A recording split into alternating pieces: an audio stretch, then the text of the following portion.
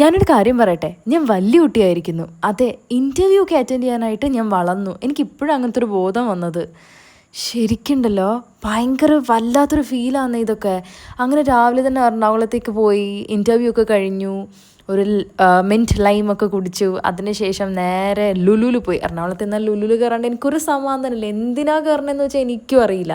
അങ്ങനെ അവിടെ പോയി ഞാൻ പിസ്സ ഹട്ടിൽ പോയി പിസ്സയൊക്കെ കഴിച്ചു. അത് കഴിഞ്ഞിട്ട് നേരെ നോക്കിയപ്പോൾ ഉണ്ടാ ട്രെയിനൊക്കെ അവൈലബിൾ. പിന്നെ ഒന്നും നോക്കിയില്ല, K S R T C തന്നെ ശരണം. പിന്നെ K S R T C കയറി. അല്ലെങ്കിൽ നല്ല ലേറ്റ് ആവും വീടെത്തുമ്പോഴത്തേക്കിന്.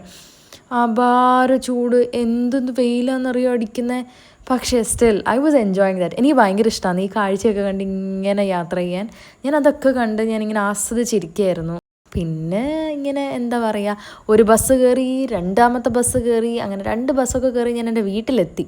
എത്തിയപ്പോൾ ഓൾമോസ്റ്റ് ലൈക്ക് 7 മണി 8 മണി അടുപ്പിച്ചായി. എന്നിട്ട് ഞാൻ വെറുതെ ഇരുന്നില്ലെന്നേ, ഞാൻ അടുത്ത ഉത്സവത്തിന് പോകാൻ റെഡി ആവുമായിരുന്നു. അങ്ങനെ ഉത്സവത്തിനൊക്കെ പോയി തിരിച്ചു വന്നു. That was all about that day.